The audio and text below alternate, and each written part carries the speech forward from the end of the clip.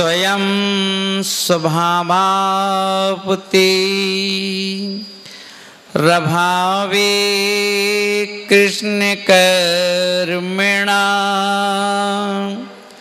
तस्मै सज्ञान रूपाय नमोस्तु परमात्मने नमोस्तु परमात्मने। हाँ आगे जाओ सब लोग, आगे जाओ, आगे जाओ। हाँ बड़ी आचार्य पूजपाद स्वामी महाराज की, श्री ब्राक सगर जी महाराज की, आचार्य महाराज हमें प्रतिदिन ऐसा उपदेश जो बदल दे हमारी दुनिया को, बदल दे हमारे जीवन को, ऐसा उपदेश प्रतिदिन आचार्य पूज्यपाद स्वामी महाराज हमें बतला रहे हैं। और यहाँ पर शरीर के प्रति जो ममता का भाव है कि हम लोग अपन देखें कि शरीर के प्रति इतना ममत्व भाव है कि उस लिए हम ना तो त्याग कर पाते हैं ना तपस्या कर पाते हैं, क्योंकि हम लोग बहुत सुकमाल हो गए, सुकमाल। और इतने सुकमाल हो गए कि अब हम लोग सिर्फ क्या करते हैं, अपने कामों को छोड़ करके अन्य काम करने से पहले ही हिम्मत हार जाते हैं। बचपन में किया नहीं, जवानी में किया नहीं, अब बुढ़ापे में करना कहते हमारा शरीर नहीं चलता, अब हम क्या करें, है ना, ये स्थिति हो गई। तो यहाँ पर आचार्य महाराज कल से अपन देख रहे हैं कि हम लोग कल से क्या चालू हो रहा है, कल से पर्युषण पर्व चालू हो रहा है। और पर्युषण पर्व चालू हो रहा है तो इस बार सभी की जबान पर एक ही बात है कि इस बार पर्युषण पर्व कैसे मनाया जाएगा, इस बार पर्युषण पर्व कैसे मनाया जाएगा।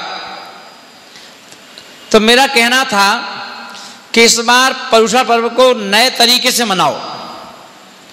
और नए तरीके से कैसे है, तो तरीका पुराना ही, पर हम लोगों के लिए नया है, क्योंकि हम लोग आजकल अपने संस्कार हैं छोड़ दिए।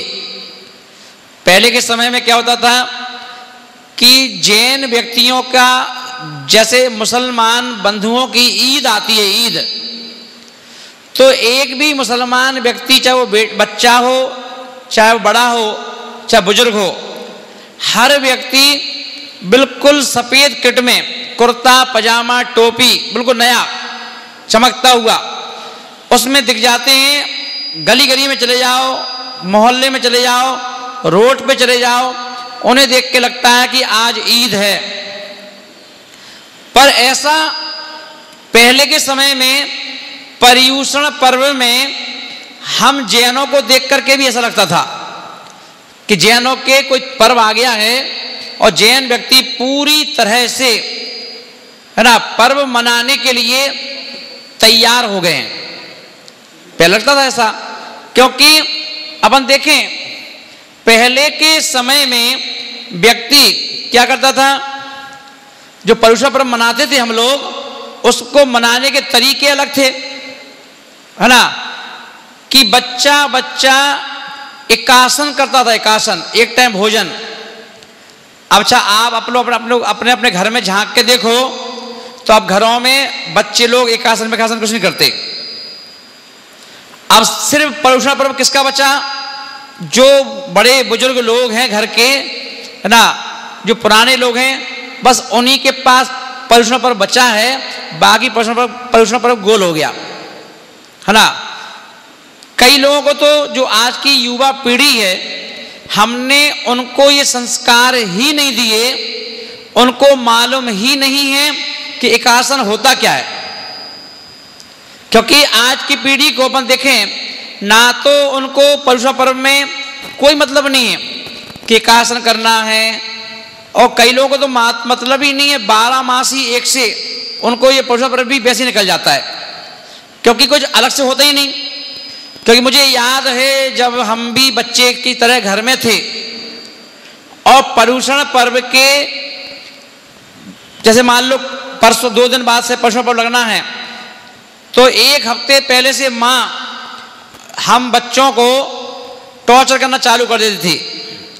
देखो भोजन भी दे रही है और दे देते क्या बोल रही है, देखो ये 2-3 दिन और खा लो, 2-3 दिन बाद के बाद ये कुछ नहीं मिलेंगे, आलू नहीं आएगा घर में। अरे क्यों भाई, क्यों नहीं आएगा आलू? 1 हफ्ते पहले से चिल्लाना चालू कर दिया, घर में आलू नहीं आएगा, ध्यान रखना। क्यों नहीं आएगा भाई, आलू क्यों नहीं आएगा? बोलते मालूम है पर्युषण पर्व आ रहे हैं, अब पर्युषण पर्व में आलू नहीं आएगा, तो ध्यान रखना, खाओ चाहे नहीं खाओ, हमें से मतलब नहीं है। 10 दिन रोटी सब्जी बनेगी, दाल रोटी बनेगी, दाल रोटी, दाल बनेगी, कड़ी बनेगी, गट्टे की सब्जी बनेगी ना, ये चीजें तो बनेगी, यहां तक कि हरी सब्जी भी नहीं बनेगी। अरे मैं कही कौन सी बात है भाई, हरी सब्जी क्यों नहीं बनेगी? बोले कि पर्युषण पर्व में अपन जैन है, जैन है ना, जैन है, और जैन व्यक्ति क्या हरी सब्जी खाएगा रात को 10 दिन है? जैन व्यक्ति क्या बताओ, ये आलू प्याज खाएंगे क्या? अगर 10 दिन भी अगर तुम अपने मुंह में जबान नहीं लगा, अपन बंद नहीं कर पाए मुंह को, तो बोलते कि चुल्लू कर पाए डूब के मर जाओ। माँ ऐसा बोलती थी। मैं सोचता था बताओ भाई ऐसा क्या मतलब है 10 दिन का, ऐसे कैसे पर्युषण पर्व हैं, किसे 10 लक्षणी कहते हैं कि तो माँ बिल्कुल इसने बिल्कुल पूरे घर को उठा रखा है सर पे, है ना, तो बोलते बिल्कुल नहीं मिलेगा। 1 हफ्ते पहले से तो मैंने कहा आज तो दोगी, हाँ आज ले लो, 4-5 दिन ले लो, 4-5 दिन के बाद नहीं मिलेगा, ध्यान रखना, मांगना भी मत। ठीक है भाई। अब रात्रि में खाने की आदत थी, रात्रि में क्या बहनों से कहा कि भूख लग रही है, तो उन्होंने ठीक है ला के दे दिया। माँ ने देख लिया, अब माँ ने देख लिया तो फिर चिल्लाना चालू, जे 5-7 दिन और रात में राक्षसी भोजन कर लो। कौन सा भोजन? राक्षसी। 10 दिन पर्युषण पर्व में रात्रि में सोच ही मत लेना, खाना तो दूर की बात ना भाई। ऐसा क्यों? पर्युषण पर्व आ रहे हैं, मतलब पर्युषण पर्युषण पर्युषण कह के जैसे आज दिल और दिमाग पर कोरोना घुस गया है। उठते बैठते न्यूज में तो पेपर में तो मंदिर में आओ तो कमेटी चला है ना, कोरोना कोरोना कोरोना, तो जैसे दिमाग में कोरोना फिट हो गया, ऐसे माँ पिता मिलकर के बच्चों के दिमाग में 10 दिन पहले से पर्युषण पर्व पर्युषण पर्व पर्युषण पर्व ऐसे डाल देते थे।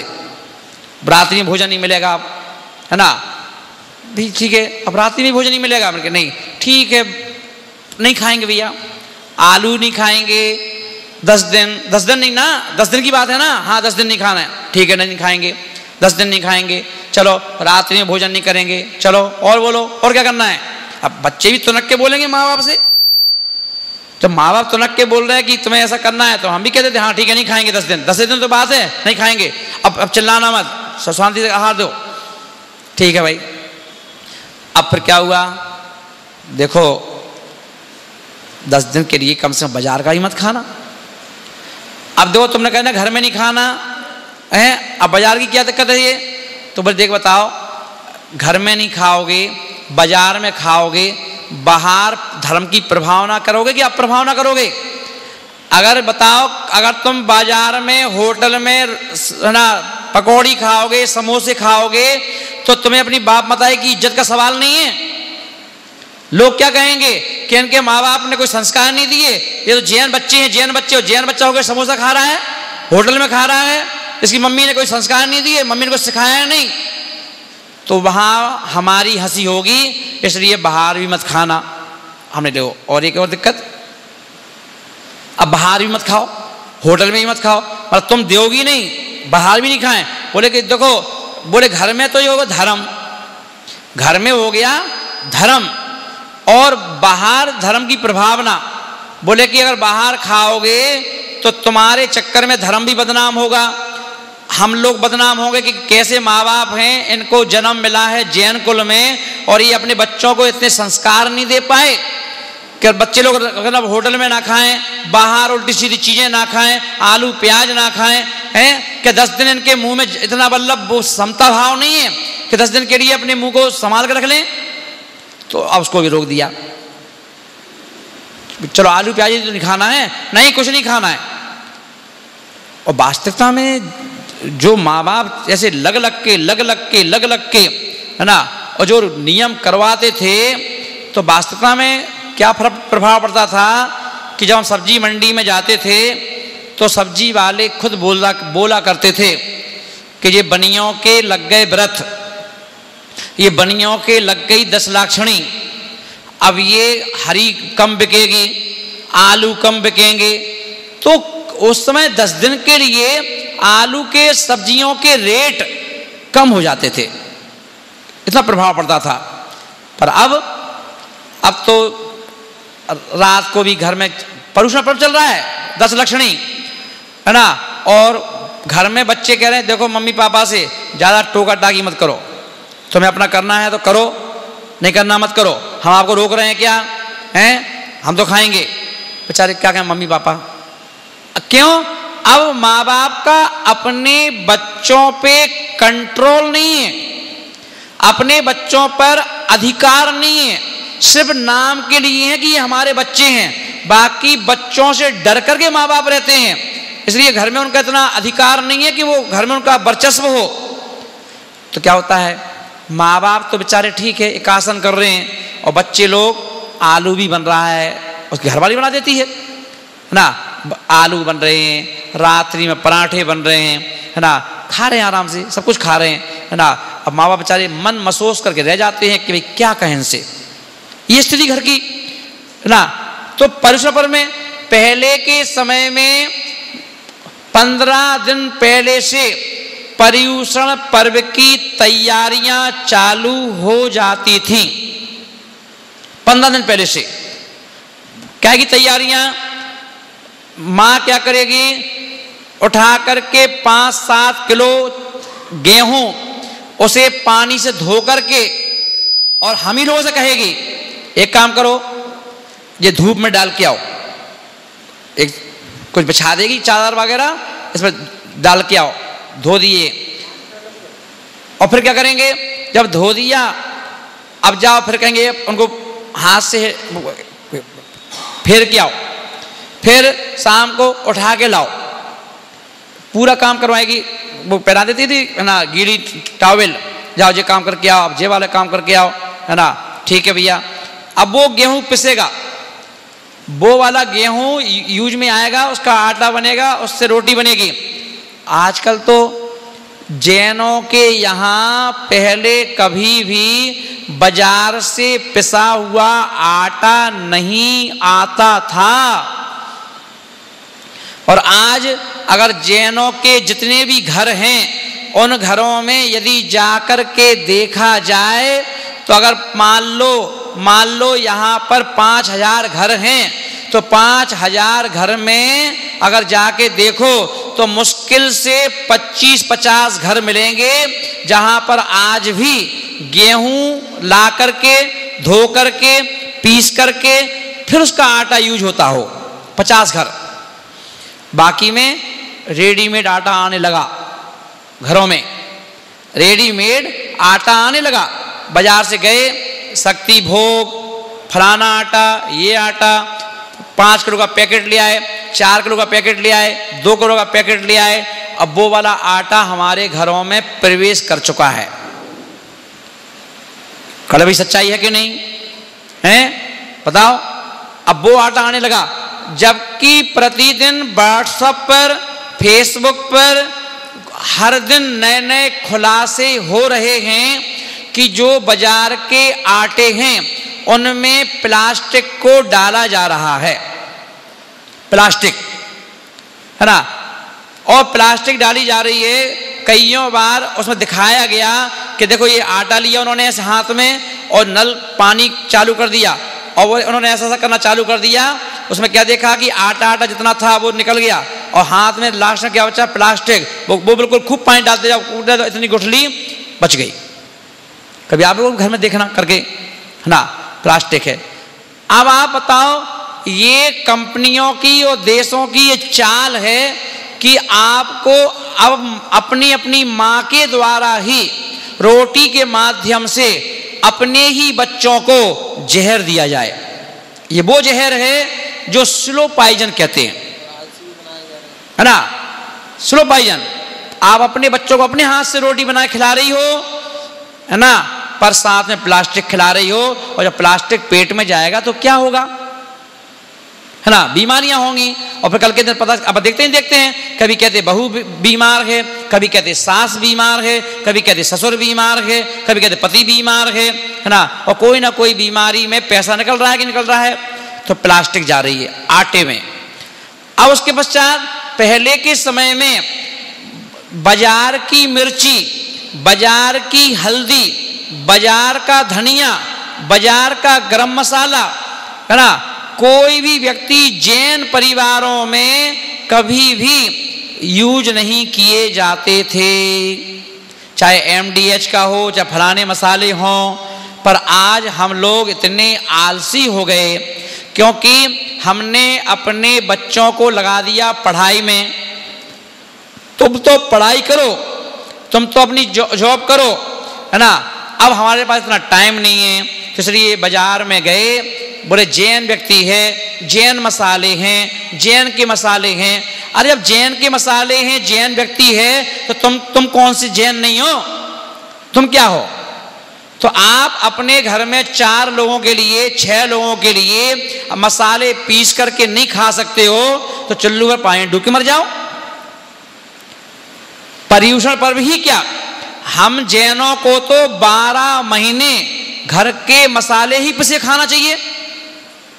इससे तो हिंदू लोग अच्छे हैं, कम से कम वो हिंदू लोग कम से कम क्या करते हैं, जब भी भोजन बनाते हैं तो खड़े मसाले उबाल करके और पीसते अपने हाथ से, है ना, कम से कम खुशबू तो आती है उनके। अगर किसी हिंदू के मकान में सब्जियां बन रही हो तो पूरे मोहल्ले में खुशबू आ जाती है ना।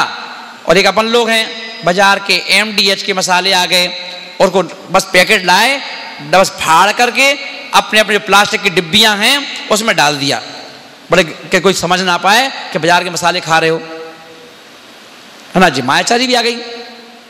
तो बाजार के मसाले, गरम मसाला भी बाजार का, काय से बना, कैसे बना, किस जाति के लोगों ने बनाया है ना, नहा के बनाया है, बीमारी में बनाया है ना, क्या बनाया, मतलब ही नहीं है इससे। हमें तो अपना काम बनता, भाड़ा में जनता, काम करना ना पड़े, पर ये मसाले भी घर में आ गए। अब आटा भी बाजार का, मसाले भी बाजार के, है ना। अब बचा क्या, और आलू प्याज आ ही रहा है, सब्जियां वो आ ही रही हैं, है ना। सोचो कि हम लोग कितने अपने धर्म से कितने च्युत हो गए। सिर्फ एक चीज बची है, पूजा कराओ, बस मंदिर में पूजा कराओ, बस पूजा कराओ, है ना। पहले के समय में बार बार पानी छानते थे हम लोग, सुबह छान के भरते थे, जब फिर यूज करते थे तो फिर छानते थे। अब पानी छानने का चलन भी बंद हो गया। जैनों क्या, चलो अजैन व्यक्ति छोड़ो, अजैन व्यक्ति छोड़ो, वो चलो पानी नहीं छानता है, जैन व्यक्ति तो पानी छान के पीते थे और पानी छान के यूज करते थे। और अब तो क्या हुआ, पहले जैन व्यक्ति के चाहे बाथरूम में जाओ नहाने के लिए तो वहां भी नलों में गल्ले लगे होते थे, है ना। यहाँ तक कि टॉयलेट में जाओ वहां भी गल्ले लगे होते थे, है ना। वॉश बेसिन में जाओ वहां भी गल्ले लगे होते थे, हर जगह गल्ले लगे होते थे। आज जाके देख लो, जैनों के यहाँ घरों में जाके देख लो, गल्ले नहीं मिलेंगे। कैसे होगा पर्यूषण पर्व हमारा? और काय का पर्यूषण पर्व, ये तो बताओ, काय का पर्यूषण पर्व खाली पूजा का होता है क्या है? ये बताओ। चौका तुम्हें लगाना नहीं है, आहार तुम्हें देना नहीं है, काय का पर्यूषण पर्व? काय का पर्यूषण पर्व? बाली खाली बस जाकर के मंदिर में जाओ, 2 पूजा 3 पूजा के नाम पढ़ के आ गए, और पूजा पढ़ के आ गए और द्रव्य चढ़ा के आ गए, और बोले हो पूजा, हो गया पर्यूषण पर्व। इसका नाम पर्यूषण पर्व नहीं है, इसका नाम पर्यूषण पर्व नहीं है, ये ध्यान रखना। पर्यूषण पर्व है कि कम से कम भैया 10 दिन तो धर्म की जय जयकार कर लो, 10 दिन तो कम से कम धर्म के संस्कारों को घर में घोल दो, है ना, 10 दिन के लिए कम से कम परिवारों को जैन बना दो, 10 दिन के लिए अपने बच्चों को जैन बना लो, 10 दिन के लिए कम से कम जैन धर्म की झंडा फहरा दो, 10 दिन के लिए कम से कम ताजे मसाले खा लो, 10 दिन के लिए कम से कम सादा अच्छा शुद्ध आटा खा लो, है ना, उससे लाभ तुम्ही को होगा। लाभ किसको होगा? दूसरे को नहीं होगा, तुम्ही को होगा। पर इतना करो तो, और फिर कहते हो कुछ करना नहीं चाहते, कुछ करते नहीं हो, बस खाली मंदिर जाना है, मंदिर जाना है और मंदिर जाके पूजा करना है, पूजा करना है।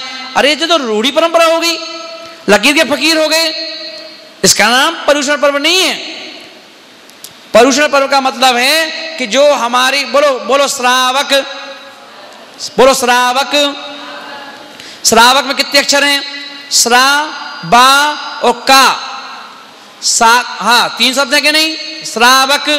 श्रावक का मतलब होता है, पहले तो होता है, पहले शब्द का अर्थ होता है श्रद्धावान। तुम बोलो, अगर जैन व्यक्ति क्या बोलता है? पैदाइशी उसको संस्कार दिए जाते हैं कि मैं श्रद्धालु हूं, मुझे देव, शास्त्र और गुरु इन पर श्रद्धा है, इन पर आस्था है, इन पर विश्वास है ना। ये भाव बनाओ। पहला नंबर, श्रावक का पहला कर्तव्य क्या है? मेरी देव, शास्त्र, गुरु पर श्रद्धा है ना। पहले तो श्रद्धा होगी। अब श्रद्धा है तो जिस पर हमें श्रद्धा होती है उस पर हमें विश्वास होता है, फिर हम उसके अनुसार चलते हैं। चलते नहीं चलते हो? बताओ।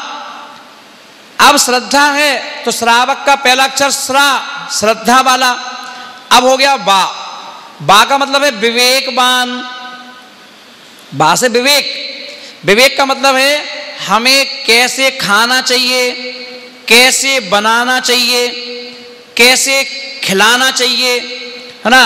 सारी चीजें, कौन सी चीज यूज करना चाहिए, कौन सी यूज नहीं करना चाहिए, किस चीजों से हमारे धर्म की रक्षा होगी। अगर धर्म की रक्षा होगी तो हमारी आत्मा की रक्षा होगी, और आत्मा की रक्षा होगी तो हमें खोटी गतियों में नहीं जाना पड़ेगा, है ना। पहले आप अपने धर्म की प्रभावना अपने घर के 4 फैमिली मेंबर में तो कर लो।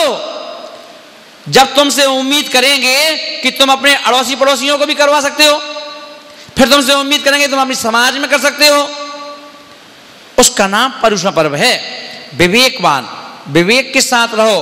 तो 10 दिन के लिए कम से कम बच्चों से कहो, हाथ जोड़ के कहना पड़े तो हाथ जोड़ के कहो, पैर छूना पड़े तो पैर छू लो, और उनसे ये कहो कि बेटा 10 दिन के लिए कम से कम रात को मत खाना, 10 दिन के लिए रात को मत खाओ, 10 दिन के लिए अपने किचन में कम से कम आलू प्याज तो मत बनने दो, क्योंकि लोग उपवास करेंगे, घर में एकासन करेंगे, और बताओ बर्तन तो वो ही हैं, तुम उसमें आलू बनाओगे, हम उसमें दूसरे दिन साफ करके उसमें दाल बनाएंगे, हमारा धर्म कैसे पलेगा?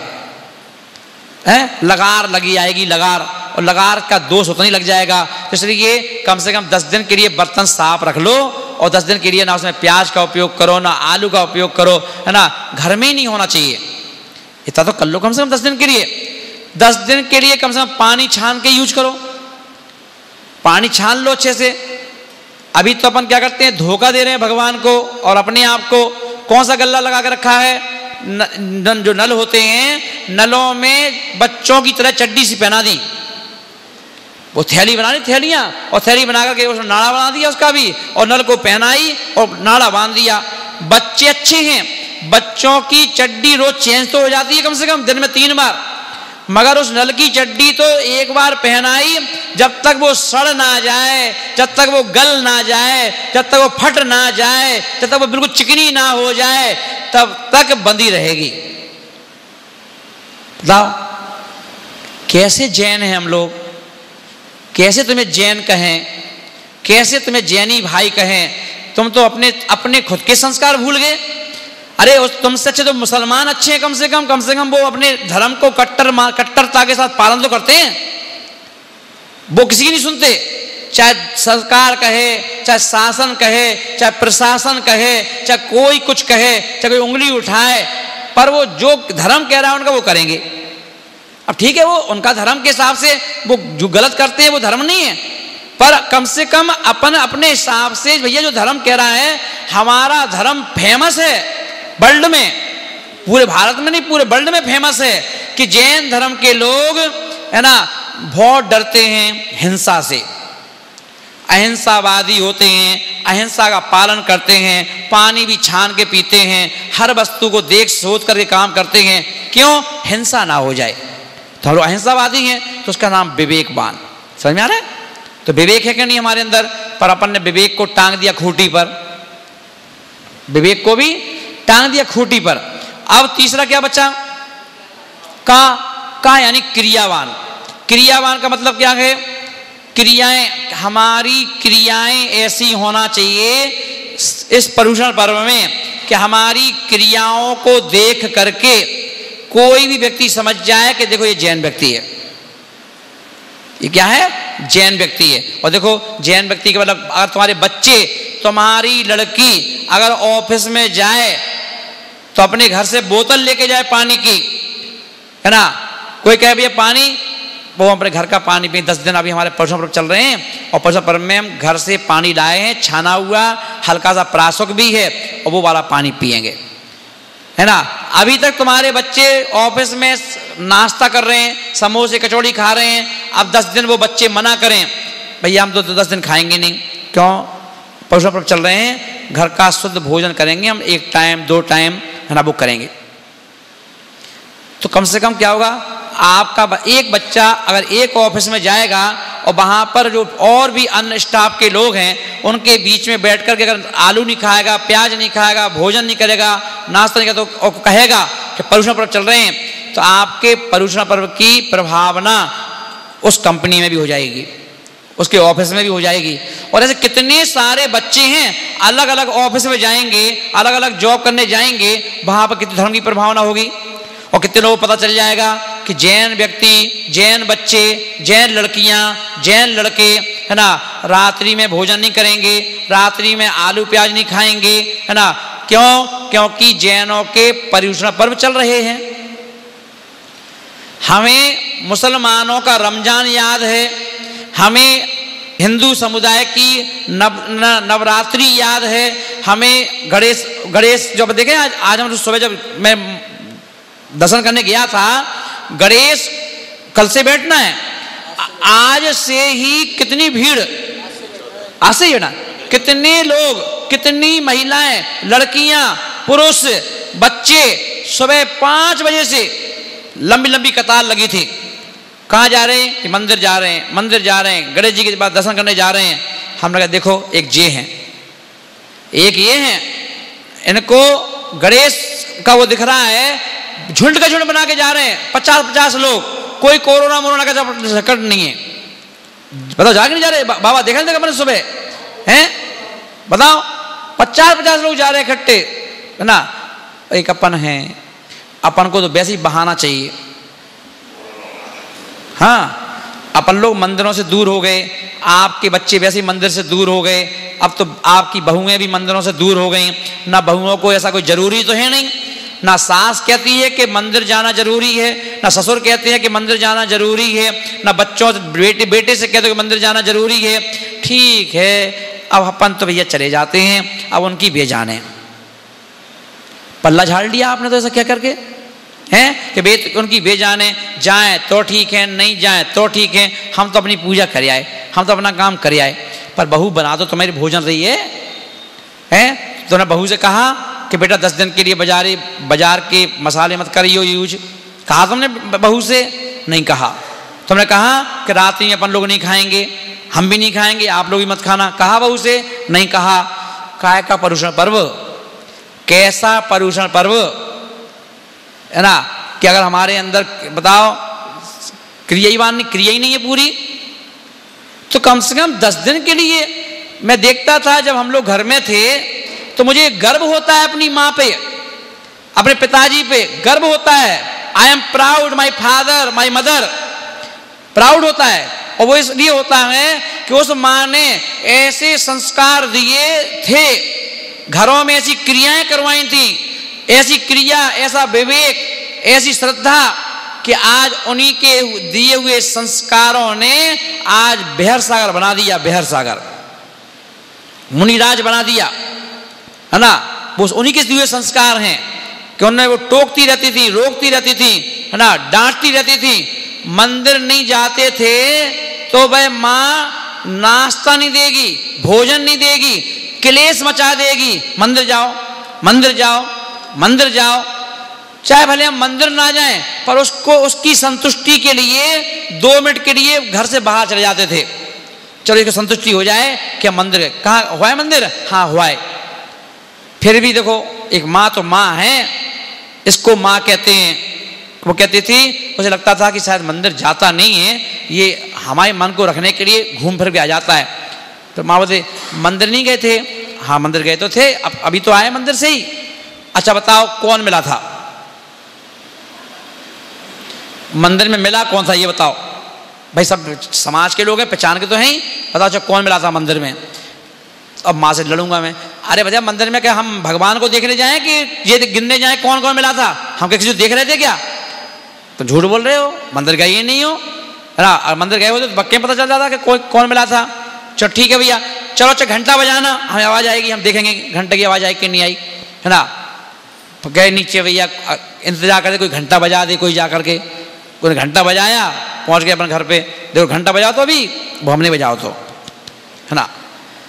मतलब एक माँ अपने बच्चों को संस्कार देने के लिए ऐसे पीछे पड़ जाती थी जैसे ट्रैफिक पुलिस के लोग या पुलिस वाले चौराहों पर खड़े होकर के तुम्हारे पीछे पड़ जाते हैं, है ना। कि चलो भाई क्या कर रहे हो, भीड़ कैसी इकट्ठी है, चलो भाई तुम्हारा मास्क लगा कहीं लगा है, गाड़ी के कागज दिखाओ, जैसे वो पीछे पड़ी रहती है, ऐसे पीछे पड़ी रहती थी माँ। उसको कहते हैं माँ। और तब जब से ये माँओं ने संस्कार देना कर दिए बंद, जब से इन माताओं ने बच्चों को रोकना और टोकना कर दिया बंद, जब से इन माताओं ने खिलाना चालू कर दिया है बाजार का आटा, तब से कर दिया है बच्चों ने माँ बाप से Tata. I am separate, separate, तुम अलग हम अलग। संस्कार नहीं दे रही तुमसे क्या मतलब? कैसी माँ कहें तुम्हें? माँ कहते ही संस्कारों को हैं, माँ कहते ही हैं। कहा जाता है कि 1000 टीचर एक तरफ, हजार टीचर एक तरफ और एक माँ एक तरफ। 1000 टीचर मिलकर के एक माँ की तुलना नहीं कर सकते। बोले एक माँ वो शख्सियत है जो माँ अपने बच्चों को खुद नहीं खाती है, खुद नहीं सोती है, खुद ना, पर बच्चों के लिए संस्कार करती रहती है, संस्कार देती रहती है। और यही कारण है कि पिता को मालूम है कि मैंने घर में एक ऐसी टीचर लगा रखी है बच्चों के लिए जो सुबह से पीछे पड़ जाती है, उठो उठो उठो। अब अंतर इतना है पहले की माँ में और आज की माँ में। पहले की माँ कहती है उठो मंदिर हुआओ, अब कहती माँ, आज की माँ क्या कहती है? उठो कोचिंग हुआओ, कोचिंग हुआओ। जाओ, जाना नहीं है पढ़ने के लिए, हैं? रोज तो चले जाते थे, आज देखो तो 6 बज गए, जाओ जल्दी जल्दी जाओ। इसीलिए अब पहले के बच्चे बड़े श्रद्धा से हंसते मुस्कुराते हुए संबोधन करते थे कि माँ, इसलिए माँ अब, है ना, अब बोलती है मम्मा। अब बच्चे क्या बोलते हैं? मम्मा, मोम, है ना। तो मैंने बच्चे से कहा तुम माँ को मोम क्यों बोलते हो? है ना, मम्मी मम्मी मम्मी बोलते मम्मी। अब मम्मी किसे कहते हैं? मम्मी कहते हैं डेड बॉडी को, जो मर गई है, सिर्फ उसके शरीर बचा है, उसको बोलते हैं मम्मी, है ना। सब अधिकांश लोग मम्मी बोलते हैं ना, मम्मी, है ना, मम्मी बोलते हैं। तो बोले क्यों? बोले मरी मराई तो है जी, क्या माँ है? मरी मराई है। मैंने क्यों मरी मराई है? बोले बताओ, माँ होती तो हम लोगों को संस्कार देती, अब ये संस्कार देती नहीं है, इसलिए मम्मी है, मम्मी मम्मी। क्यों भैया माँ के चरण क्यों नहीं छूते हो, माँ की सेवा क्यों नहीं करते हो, माँ की बात क्यों नहीं मानते हो। बोले किसकी माने, माँ है कहाँ, कहाँ है माँ, माँ कहाँ पे। अब तो माँ को ढूंढना पड़ता है। माँ खुद लगी है फेसबुक में, माँ खुद लगी है व्हाट्सएप में, माँ खुद लगी है पिक्चर देखने में, माँ खुद लगी है सीरियल देखने में। अब जब जो काम माँ करेगी तो बहू और माँ करेगी ये सब काम, और चाहती बहू कुछ ना करे, बहू मोबाइल ना चलाए, बहू व्हाट्सएप ना चलाए, बहू फेसबुक ना चलाए, बहू सिर्फ बना के हमें खिलाए। तो जैसे घर के बड़े लोग करेंगे तो बच्चे लोग नहीं करेंगे क्या हैं। तो फिर बहू को क्यों दोष दे रहे हो। बैठो साथ में आराम से, आपस में चैटिंग करते रहो, व्हाट्सएप चलाओ, तुम उससे बात करते रहो, काको मुंह से बात कर रहे हो हैं। तो बोले माँ है नहीं, इसलिए मम्मी बची, मम्मी मम्मी यानी मरी मराई है ना। पिताजी तो और ज्यादा, उनकी स्थिति भी खराब हो गई। तो जब माँ का हाल चाल है और पिता का हाल क्या है, अब पिता माँ से डरता है, वो बोलते नहीं उनके सामने कुछ, तो इसलिए वो भी मरे मराए, तो इसलिए उनका नाम कहते डैड। क्या बोल दिया, डैड। डैड यानी वो भी मरे मराए, डेड बॉडी कहते ना भैया, वो डेड बॉडी आने वाली है उनकी, है ना। तो डैड पहले कौन कहते डैड। रोज कह रहे पिताजी के बच्चे लोग, बच्चे बड़े पिताजी खुश होकर सीना फुला के बैठ रहे हैं, डैड जय जिनेंद्र। देखो बच्चा है, बच्चा देख रहे हैं उसे कहा क्या, मरे मराए जय जिनेंद्र, मरे मराए से कहा है मरे मराए। क्यों, तो मैं बोले कि तुम काहे के डैड हो, तुम अपना हक नहीं जमा पा रहे हो घर में, तुम अपने परिवार में संस्कारों के लिए ललकार नहीं पा रहे हो, तुम्हारा कहाँ चलेगा पोरस, कहाँ चलेगी तुम्हारी स्वाधीनता कि तुम अपने बच्चों को संस्कार नहीं दे पा रहे हो हैं, तुम्हारा माँ के ऊपर अधिकार नहीं है। इसलिए अब डैड मॉम ये सब चलने लगे ना, क्यों संस्कार नहीं बच्चे। कल से 10 लक्षणी चालू हो रही है, 10 लक्षणी है ना। बताओ जितनी बातें मैंने बताई, इतनी लोगों की कौन कौन से घर में तैयारियां हो गई ऐसी, बताओ किस किस घर में तैयारी हो गई कि शुद्ध भोजन करेंगे है ना, रात को नहीं खाएंगे, आलू प्याज नहीं खाएंगे है ना। बताओ, और एकासन करेंगे या दुकासन करेंगे या उपवास करेंगे है ना, कितने लोगों के ने बताओ। चलो लाज रख ली, 10-12 लोगों ने तो हाथ उठाई थी कम से कम है ना। चलो ये ठीक है, घर के लोग उठाए ना उठाए, तुम लोगों ने तो उठाई थी कम से कम है ना। पर अच्छा है, कम से कम आपके हाथ उठाने से पता चल रहा है कि आपके संस्कार जो आपके माता पिता ने दिए थे उनकी झलक है ना, उसकी क्या है, झालर की तरह टिमटिमा रही है ना। पर मैं आप सबसे भी कहूँगा, जैसे आपके माँ बाप के संस्कार आपके अंदर थोड़े बहुत झलक रहे हैं, कम से कम अपने मरने के पहले आप अपने बहू बेटियों के अंदर भी कुछ संस्कार ऐसे डाल दो कि तुम्हारे जाने के बाद उनके अंदर भी आपके जैसे थोड़े बहुत संस्कार चमकते रहें। नहीं तो ये ध्यान रखना, बहुत बड़ी आफत आ जाएगी आगे चल करके। क्योंकि जो नई पीढ़ियां हैं, आज कितनी लड़कियां ऐसी हैं कि हर माँ बाप चाहता है कि हमारी लड़की पढ़ लिख करके डॉक्टर बन जाए, इंजीनियर बन जाए, सीए बन जाए, सीएस बन जाए, एमबीए कर ले है ना, आईपीएस कर ले, आईएएस कर ले। पर कोई माँ ये नहीं कहती कि हमारी बेटी अच्छी गृहिणी भी बन जाए है ना, कि उसको अच्छा रोटी बनाना सिखाएं, भोजन बनाना सिखाएं, अच्छे घर के काम करना सिखाएं। कोई सिखाता आजकल। और इसलिए कितनी लड़कियां पढ़ लिख करके जॉब तो करने लगी, 50,000, 60,000, 80,000 रुपया महीना कमाने लगी। पर जब पति घर आती हैं तो पति और पत्नी में होता है झगड़ा तगड़ा। किस बात को लेके? वो कहती है भोजन बनाना नहीं आता, सीखे ही नहीं है, सिखाए नहीं है माँ ने है ना। तो 80,000 रुपये बेकार हैं सिर्फ खाना पीना नहीं बनाने के कारण से, और 2 महीने 6 महीने बाद डिवोर्स के कागज भी तैयार। कारण क्या है? सिर्फ संस्कार नहीं दिए माँ ने। इसलिए महानुभाव कहने का अर्थ है कि हमें ऐसे संस्कार दो अपने बच्चों में, क्योंकि आप अगर संस्कार बच्चों को नहीं दे पाए तो कबीर दास जी ने स्पष्ट शब्दों में कह दिया कि ना, क्या कह दिया, मां बैरी पिता शत्रु। मां को बैरी की संज्ञा दे दी और पिता को शत्रु की संज्ञा दे दी अगर तुम अपने बच्चों को संस्कार ना दे पाए, है ना। तो महानुभाव, क्योंकि देखिए गुरु की पीड़ा है आपके परिवार के प्रति, आपके बच्चों के प्रति, आपके प्रति। वो चाहते हैं कि धर्म का झंडा झुक ना पाए, धर्म का झंडा गिर ना पाए।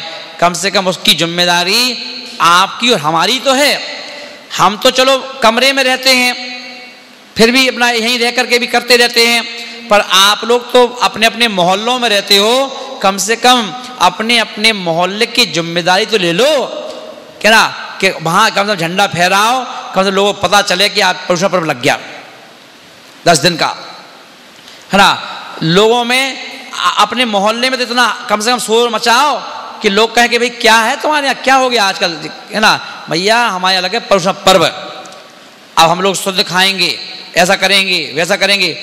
व्यक्तियों को पूछना चाहिए आपकी चर्या देख करके, कहाँ जा रहे हो, रोज सुबह कहाँ जाते हो, भैया चंपा बाग में चतुर्मास चल रहा है। किस्मत से इस पर्व में जहाँ कोरोना के काल में, है ना, देखिए मंदिर बंद है, पूजा पाठ को बंद है, तो कम से कम महाराज की वाणी सुन के आएंगे, है ना। वाणी सुन करके अपने अंदर बैठी हुई जो अंधकार है उसको प्रकाशित करेंगे, अंदर बैठा हुआ जो, है ना, अज्ञानता है उसको ज्ञान में बदलेंगे, है ना। इसलिए वहां जा रहे हैं। हर चर्या को देख करके लोग पूछे तुमसे, तब तो तुम्हारा पर्व है, तो बाकी क्या फायदा। रोजमर्रे जैसी अगर जिंदगी रही, रोजमर्रे जैसा खाना पीना रहा, रोजमर्रे की तरह उठना बैठना रहा, तो पर्व का क्या मतलब है। इन 10 दिन में हमारी जो लाइफ स्टाइल है वो चेंज होना चाहिए। क्या होना चाहिए, लाइफ स्टाइल चेंज होना चाहिए, है ना। तब तो पता चलेगा कि हमारा पर्व चल रहा है। तो महानुभाव, ऐसे पर्व के लिए यहाँ पर आचार्य महाराज आज यहाँ पर क्या बोल रहे हैं।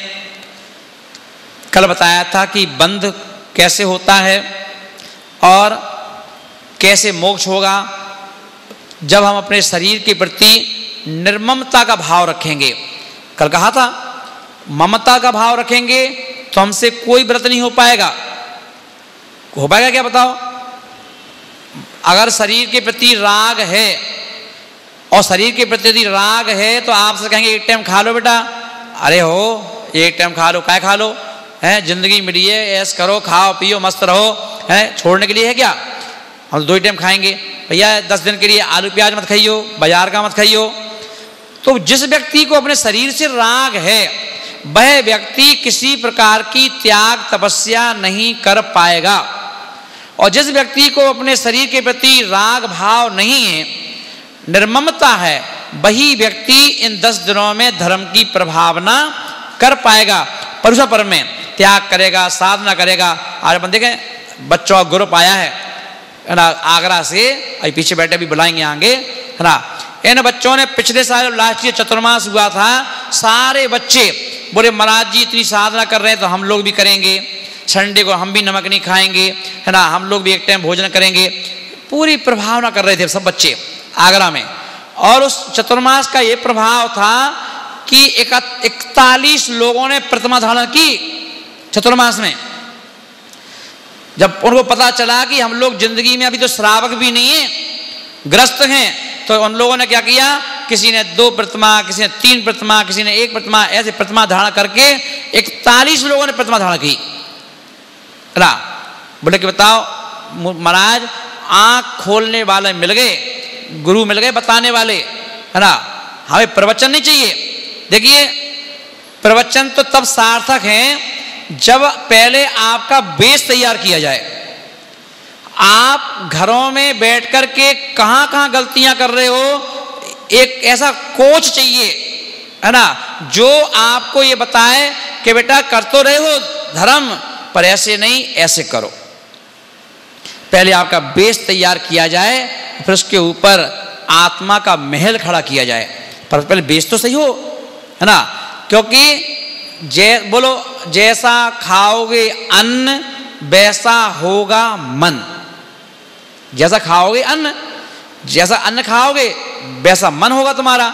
और इसलिए अपन देखें हम लोगों का खान पीन हो गया गड़बड़, खान पीन गड़बड़ हो गया, इसीलिए हम लोगों का मन अच्छा नहीं रहता है। इसलिए बेटा और पिताजी में झगड़ा हो जाता है, बहू सास की बात नहीं मानती है, ज़्यादा कुछ करो तो लड़ने को तैयार है, कोर्ट कचहरी करने को तैयार है ना, सुनती नहीं है ना। बेटी है तो वो नहीं सुनती आपकी, बेटा है तो वो नहीं सुनता आपकी। जब तुम्हारा बेटा तुम्हारी बेटी तुम्हारी नहीं सुनती है तो बहू कैसे सुन लेगी? जब बताओ, सारा माहौल तो हमने गड़बड़ कर रखा है, अब ऊपर से तुम्हें हम समय सार के प्रवचन सुना दें? नहीं, मैं नहीं सुनाऊंगा। मैं सुनाऊंगा पहले तुम्हारे घर की स्थिति सुधारो। जब घर की स्थिति सुधार जाएगी तब तो तुम्हें अच्छी हर बात अच्छी लगेगी। घर में मचा है क्लेश, अब समय सार क्या करेगा? घर में स्थिति है खराब, वह समय सार क्या करेगा? इससे पहले मन शुद्ध हो, विशुद्ध हो, तो तुम्हें क्या होगा? आपको सुनने में अच्छा लगेगा, सुधारने में अच्छा लगेगा। इसलिए महानुभाव, शरीर के प्रति निर्ममता का भाव हमें प्रकट करना है। वो तभी होगा जब शरीर के प्रति खड़े हो जाएं, शरीर के विरोध में खड़े हो जाएं। क्या है? तुम्हें इतना दे रहे खाने पीने को, तुम हम परेशान कर रहे हो। बताओ, अपन जब से अपन लोगों ने त्याग तपस्या बंद कर दी तब से ही लेकर के अब अपन लोग परेशान हैं।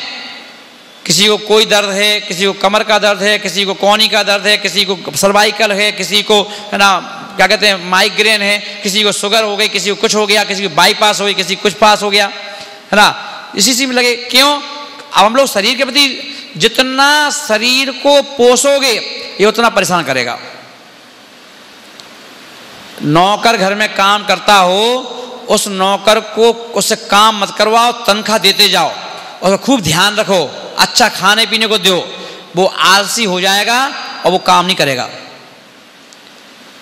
वो काम नहीं करेगा वो। और ना वो अब वो अपने आप को मालिक समझ रहे, मालिक के हम मालिक हैं, क्या काम, कैसा काम, है ना। तो बोले कि क्यों? क्योंकि उसको ऐसा किसने बनाया? अपन लोगों नहीं। अगर उस मालिक के पीछे बिल्कुल पड़े रहोगे, जैसे तुम्हारे बच्चे वो करते हैं ना नौकरी, नौकर जो हैं, आपने अपने बच्चों को नौकर बना रखा है, नौकरी तो है वो, चाहे लड़की हो चाहे लड़का, और कंपनी में जाते हैं वहां नौकरी करते हैं, है ना। तो नौकरी करते हैं तो तुम्हारे बच्चों की नौकरी के जो मालिक हैं, है ना, वो मालिक लोग तुम्हारी लड़की, तो आप अपनी खुद की लड़की से काम करवा के दिखाओ जब जाने, आप अपनी खुद के बेटे से काम करवा के दिखाओ जब जाने, एड़ के गुस्सा करके, है ना, तो दिखा दो काम करके, पूरा घर उठा लेगी सर पे।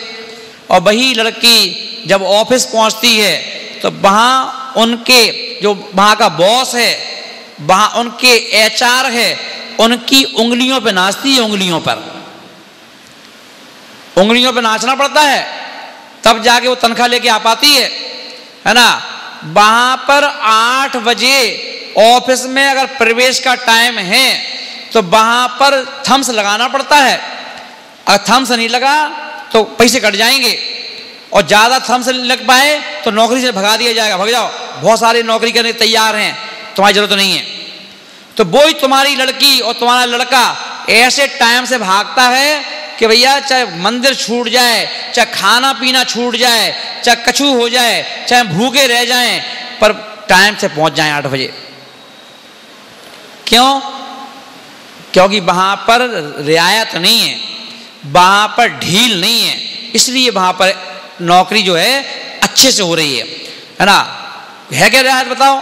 बड़ी बड़ी कंपनियों में कोई ढील करके दिखाओ, फ्री की तनख्वाह नहीं देते वो लोग।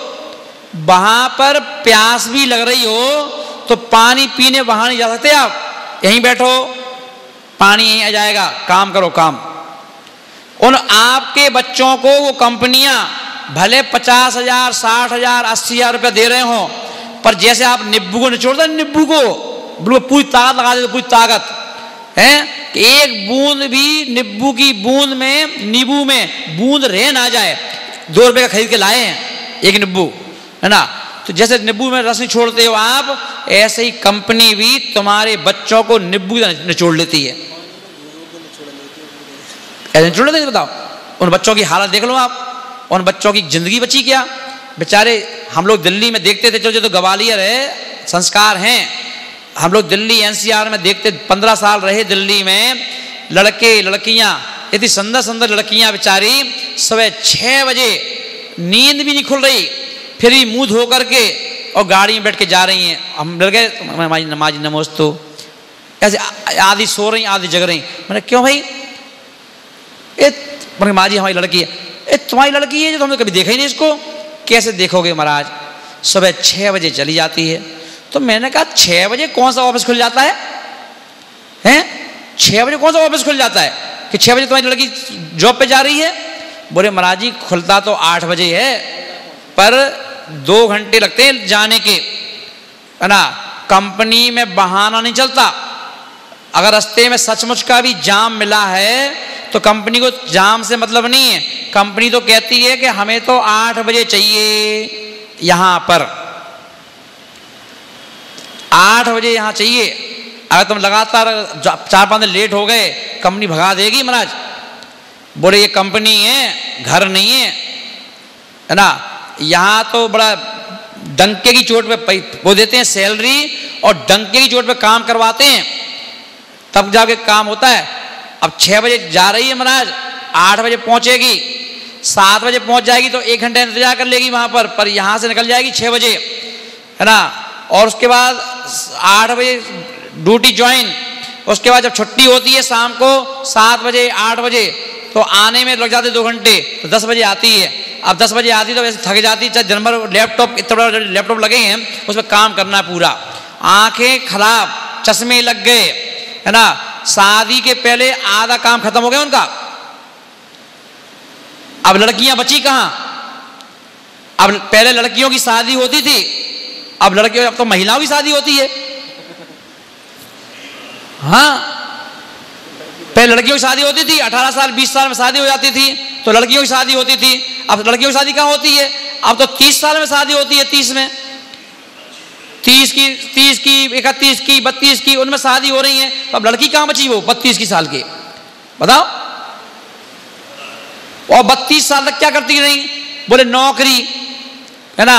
बॉस को पानी पिला रही हैं, बॉस को अपने हाथ से चाय पिला रही हैं, है ना, सर्व कर रही, सर्व, है ना, करना पड़ रहा है। और घर में कहो पानी उठा के पी लो, माँ मैं थक गया, मैं तो थक गया, मैं तो रोटी यहीं ला के दे दो, अरे पानी यहीं ला के दे दो, हमें चाय यहीं लेके दे दो। माँ कह रही बेचारी कितनी थक गई मोड़ी, ले लो। और वहाँ नौकरी पे जाके देखो ऑफिस में इनके कारनामे क्या है, यही है सुकमाल, वहाँ पूरा काम करना पड़ रहा है। गलती तो अपनी है, अपन ने उनको इतनी छूट दे रखी है। महानुभाव, कहने का अंतर है संस्कार दो। पैसा आसानी से नहीं मिलता है। जब बताओ पैसा आसानी से नहीं मिलता है, उस पैसे को कमाने के लिए आप सब समझदार हैं, कैसे कमा पाते हो पैसे को। तो सोचो, जब पैसा आसानी से नहीं मिलता है तो धर्म आसानी से कैसे मिल जाएगा, हैं? तुम सोचो कि हम कुछ करें ना, सिर्फ 10 दिन मंदिर में जाओ, तो कितने प्रकार के जैन हैं अपन लोग, जैन कितने प्रकार के गिनो। एक सदैया जैन जो रोज मंदिर जाते हैं, वो सदैया जैन है ना। नंबर 1 सदैया जो रोज मंदिर जाते हैं, बस और वो आगे कुछ करें ना करें वो बात अलग है। सदैया जैन। एक मरैया जैन, जो किसी को कोई मर जाए तब मंदिर जाते हैं उठावनी में, है ना, वो मरैया जैन। और तीसरे खवैया जैन, कोई प्रोग्राम है और वहां पर कार्ड के नीचे लिख दो, पोस्टर के नीचे लिख दो, ना कार्यक्रम के बाद खाने पीने की व्यवस्था है, तो उस दिन कामानु कहां से भीड़ हो जाती है ना। एक घर में बच्चे छोटे छोटे, वो भी फिर उस दिन दिख जाएंगे, है ना। अरे क्या बात है भाई, आज सब दिख गए, आज तो क्या बात है, आज व्यवस्था है ना, तो आज हमने सब घर में कह दिया था सबसे, आज सबको मंदिर चलना है ना। पता चला कि कमेटी ने व्यवस्था बनाई थी 500 की, 500 लोगों की, 1000 लोग खा के गए, 1500 खा के गए। बोले भैया 1500 का प्रोग्राम है तो 1500 दिखे नहीं, प्रोग्राम में तो 500 ही थे, वो 1000 तो एक्स्ट्रा भाई खाने में थे, बस भाई खाया और भाई चले गए। इस तरह तो कौन से जैन हैं? मरैया, एक खबैया, कितने हो गए? सदैया, खबैया, मरैया। अब चौथे कौन से हैं? लड़ैया, क्योंकि 14 को गुल्लक खुलना है, 14 को गिनती होना है ना, और 2 ही पक्ष बैठे होंगे, पक्ष के लोग और विपक्ष के लोग, है ना। तो उनको बुलाया इसलिए जाता है कि कोई मामला बिगाड़ना कैसे है, बनाना नहीं, बिगाड़ना कैसे है ना। मीटिंग हो तो लड़ैया जैन बुला ली जाएंगे 2-4 मीटिंग में। कमेटी में अगर 21 लोग हैं तो 2-3 लोग की ड्यूटी यही होती है लड़ैया की काम, उन्हें कैसे माहौल बिगाड़ना है, वो लड़ैया जैन, है ना। कितने हो गए? 4। और कौन से बच्चे? और अब ये भदैया जैन, जो सिर्फ 365 दिन में से 355 दिन मंदिर ही नहीं आते, सिर्फ 10 दिन के लिए ही मंदिर आते हैं। वो कौन से जैन हैं? भदैया जैन। अब बताओ कौन कौन से जैन हो तुम लोग, ध्यान रखना। तो इसलिए इस पर्युषण पर्व का बड़ा विशेष ध्यान रखना है। और यहां पर एक गाथा सुन लो, क्या बोल रहे हैं महाराज?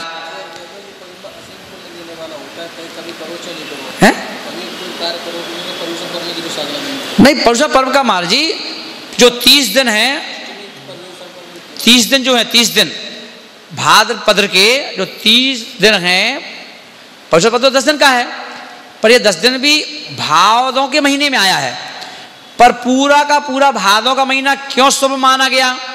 कई लोगों के नियम संयम चालू हो गए 1 महीने पहले से।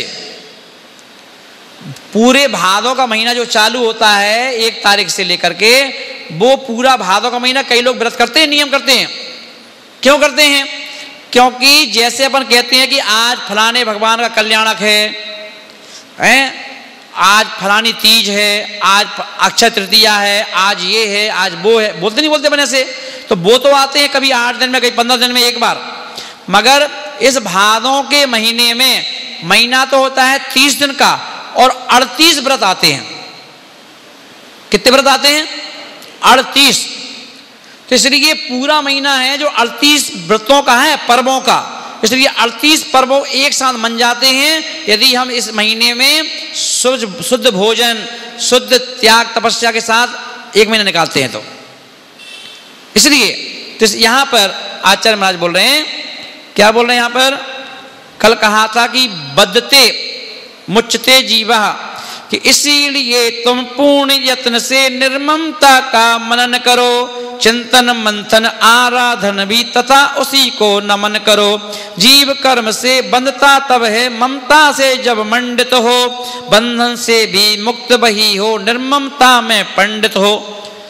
जिसको अपने शरीर के प्रति निर्ममता का भाव है, वह व्यक्ति कर्मों से छूट जाता है, बंधन से छूट जाता है। और जिसको शरीर के प्रति ममता भाव है, उसको तो कर्म दबोच लेता है। आजा बेटा, बहुत शरीर से राग है, बहुत शरीर से ममता भाव है। इसलिए तो यहां पर आज आचार्य महाराज 28वें नंबर की गाथा, हाँ 27 हो चुकी थी ना, आज 28वें नंबर की गाथा जो है बता रहे हैं कि दुख संदोहे भागित्वम संयोगादीह देहिनाम त्यजाम एनम तथा सर्वम मनोबक्काय कर्म भी।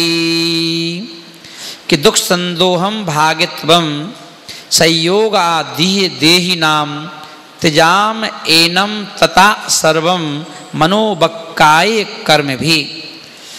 कि यहाँ पर आचार्य महाराज बोल रहे हैं कि देह यानी शरीर आदि जो है, इससे के संबंध से प्राणियों को क्या होता है, इससे उसे क्या फल मिलता है, इसको यहाँ पर बता रहे हैं कि इस संसार में जीवों के संयोग से, जैसे मान लो घर में कितने लोग हैं, है ना, आपके घर में मान लो 5 लोग हैं तो एक जीव के लिए 4 जीवों का सहयोग हो गया। अगर 8 लोग हैं तो एक जीव के लिए 7 लोगों का सहयोग हो गया, है ना।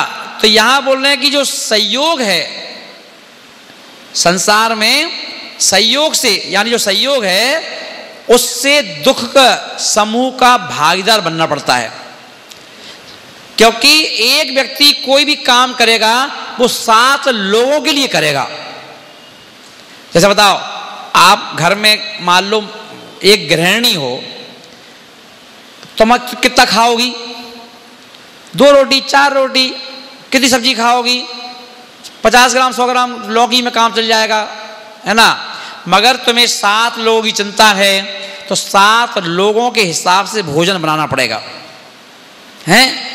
एक व्यक्ति का भोजन बनाने में कितना टाइम लगेगा और 7 व्यक्तियों को भोजन बनाने में कितना टाइम लगेगा, हैं, बताओ। तो ये दुख है सहयोग का, है ना। अब 7 लोगों में से किसने तुम्हारा दिल दुखा दिया, किसने तुम्हारे लिए उल्टा सीधा बोल दिया, है ना। तो बोलेंगे तो वही लोग, वही अच्छा बोलते वही उल्टा बोलते हैं, तो वो दुख में मिलेगा। तो दुख किससे मिल रहा है? दुख कभी अकेले व्यक्ति के घर में रहने से नहीं मिलता है। दुख हमेशा मिलता है जब हमें सहयोग मिल जाते सबके, है ना। कभी किसी ने कुछ कह दिया, अब बेटी को, और बेटा है तो तुम्हारे ही, कभी बेटी ने गुस्से में आकर के मम्मी से कुछ बोल दिया उल्टा सीधा, तुम ज्यादा मत बोला करो, मम्मी बहुत बोलती हो आप, फलाना करना, और चालों के सामने डांट दिया। अब मम्मी से पूछो उसके दिल में उसकी धड़कन नापो तो वो कहती है बताओ आज सारा बड़ा दुख हो रहा है कि आज हमारी लड़की होकर हमसे ऐसा बोल रही है, हैं। कभी लड़के ने गुस्से में आकर के पिताजी से कुछ बोल दिया, और पिताजी से कुछ बोल दिया तो पिताजी की वो भले ऊपर से मुस्कुराएगा, ऊपर से हंसेगा, और उसकी धड़कन नाप के देखो अंदर की, वो कहेगा बताओ क्या बता साला ऐसा कर्म का उदय है कि आज हमारा खुद का बेटा ऐसा बोल रहा है। कभी माँ से बोल देता है बेटा, कभी पिताजी से बोल देता है, कभी कुछ भी बोल देता है ना। बोलो तो बोले कि क्या देखा तुमने, किससे दुख मिल रहा है, बेटे से कि सहयोग से? सहयोग से, है ना। कितनी बार ऐसी स्थितियां बन जाती हैं कि अगर आपके साथ एक के साथ 5 हैं, 4 हैं, 3 हैं, 2 हैं, है ना, ये दुख है। बताओ आपकी शादी नहीं हुई थी, क्या दुख था? शादी होते ही अब पति कभी डांट देता है, पति कुछ कह रहा है, कभी कुछ कह रहा है, कभी गलती है नहीं है तभी कुछ बोल दिया है, दुख है कि नहीं? हैं अकेले में बैठ के रोते हो नहीं रोते हो? अकेले में बैठ के ना टेंशन लेते हो नहीं लेते हो? क्या बताओ, अब मन को समझाते हो चलो ठीक है, मूड खराब होगा उनका इसलिए उन्होंने ऐसा कह दिया, मन खराब होगा, कोई बातचीत होगी, कोई टेंशन होगा इसलिए उन्होंने बोल दिया। तो बताओ दुख कहाँ से हुआ? सहयोग से तो हुआ। और जब शादी नहीं हुई तो अकेले थे तो दुख नहीं था किसी बात का, अकेले थे। तो अकेले की स्थिति तो बनाना है, इसीलिए जितने भी सिद्ध हैं उन्होंने 7 लोगों का संबंध था। आदिनाथ भगवान का अपने 101 और 2 लड़कियां 103 लोगों के साथ सहयोग था, और 103 लोगों का सहयोग को एक एक करके छोड़ दिया, छोड़ते चले गए, अकेले में लास्ट में क्या बचे? अकेले और 2 पत्नी। 105 लोगों के साथ सहयोग था, और 105 के सहयोग को छोड़ते गए, आखिरी में बचे वो खुद, और जब खुद बचे तो बैठ रहे कैलाश पर्वत पर, और वहां से उनको हो गया केवल ज्ञान, और फिर हो गया मोक्ष। आज सुख से बिना कोई सहयोग नहीं है, इसलिए सिद्धालय में शांति से बैठे हैं। अब वो 100 लड़के जो थे, पर कहते हैं ना जैसा बाप हो वैसा बेटा होता है। बाप तीर्थंकर बन गया तो उनके 101 बेटों ने भी दीक्षा लेके वो भी मोक्ष चले गए। उन्हें ये नहीं कहा हमें मकान बनाना है, उन्हें ये नहीं कहा कि हमें दुकान चलाना है, उन्हें ये नहीं कहा। पर बताओ तुम्हारे बेटों का क्या होगा? तुम्हारे बेटे क्या कह रहे हैं? चलो उन्हें महाराज तो बनना नहीं है ना, क्या आप संस्कार ही नहीं दे रहे उनको? तो कम से कम पहले तो आदिनाथ तैयार हों। हाँ, पहले आदिनाथ जो घर के आदिनाथ हैं, पहले इनके दिमाग में तो धर्म आए, पहले इनके ज्ञान में श्रावक बनने के, है ना, बनने के परिणाम तो आए। इनके भी, है ना, क्या करना? श्रद्धावान, विवेक से खाना, विवेक से रहना, विवेक से बोलना, विवेक से सोना, विवेक से सोचना, ये बातें पहले आदिनाथ हर घर के आदिनाथ के दिमाग में तो आ जाए हैं, फिर इनकी क्रिया भी वैसी हो जाए, है ना। तब तो अगर इन आदिनाथ भगवान जितने आदिनाथ हैं जो घर घर के, अगर इनके दिमाग में श्रद्धा आ जाए, क्रिया आ जाए, विवेक आ जाए, तो तुम्हारी इन चीज़ों को देख करके तुम्हारे बच्चों के अंदर भी अपने आप संस्कार आना चालू हो जाएंगे। जिसके घर में पिताजी हों, मम्मी हों, ये खुद ही 12 महीना आलू प्याज रात्रि भोजन ना करते हों, तो बच्चे भी शर्मा शर्मी में आदि नियम पालन करना चालू कर देते हैं। अगर घर में सास और ससुर यदि रात्रि में भोजन नहीं करते हैं, रात्रि में है ना आलू प्याज ना दिन में आलू प्याज खाते हैं, और बेटे की शादी हो जाए तो बहू भी शर्मा शर्मी देखती है कि बच्चा मम्मी खाती नहीं है, पापा खाते नहीं हैं, रात्रि में हमारे खपता नहीं है, तो वो भी सोचती है कि अपन अगर हम खाएंगे तो लोग क्या कहेंगे। वो अपने आप तुम्हें देख करके छोड़ने का मन बना लेती है। तो आदि चीजें देख देख करके होती हैं। अगर आप छोटे बच्चे को लेके मंदिर जाओ, अब तुम तो सोच रहे हो वो छोटा बच्चा है, और जब तुम भगवान को धोख देते हो तो वो बच्चा तुम्हें देख के वो भी झुक जाता है, भले उसको नहीं मालूम है कि क्यों झुक रहे, और वो झुक जाता है अपने आप। और तुम घंटा बजा दो तो वो कहता है, वो रोने लगता है, क्यों रो रहे बेटा, अच्छा तुम्हें भी घंटा बजाना है, हाँ लो, उसको उठा देते अपन, लो वो घंटा बजा देता है। तो देख के बजाय क्या नहीं हुआ। तुम अगर महाराज के पास रोज जा रहे हो, रोज प्रवचन सुनने जा रहे हो, तो बहू बेटों को भी लगता है कि पापा रोज जा रहे तो हम भी जाएंगे, है ना।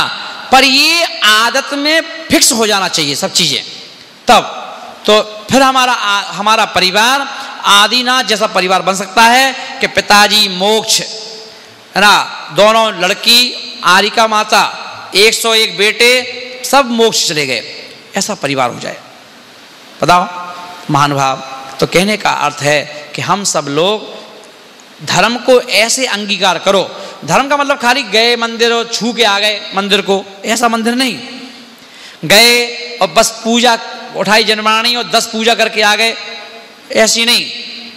एक पूजा करो, पर ऐसी करो कि वो पूजा तुम्हें पूज्य बना दे। ऐसी पूजा करो, तुम्हारे अंदर पूज्यता का उद्गम करा दे। ऐसी पूजा करो कि तुम्हें लगना चाहिए कि यार क्या रखा है संसार में, भैया छोड़ो, संभालो भैया, अब अपन कुछ व्रत लो। चलो पति पत्नी चर्चा कर रहे हो आपस में बैठ करके, क्या अपन की उम्र हो गई है, हैं, बच्चे लोगों ने सब संभाल लिया है, बच्चों ने अपना बिजनेस भी संभाल लिया है, अब बच्चे बड़े हो गए हैं, शादियां हो गई हैं, सारे कर्तव्य से हम निष्ठ पूरे फ्री हो गए हैं। चल अपन दोनों एक काम करते हैं, महाराज के पास चलते हैं और एक प्रतिमा धारण कर लो। अपन एक प्रतिमा ले लो, 2 प्रतिमा ले लो, ऐसे विचार आना चालू हो जाएं तो आपकी पूजा सार्थक है। और पर पूजा सब कुछ कर ली, सब कुछ कर रहे हैं, सब कुछ करते रहते हैं, मगर वो ही परिणाम, वो ही चर्या, वो ही खान पीन, तो सब कुछ क्या है ना। इसलिए महाराज यहाँ क्या बोल रहे हैं कि दुख जितना भी है किससे है, घर के सहयोग से। दुख नहीं तो बाकी का कोई।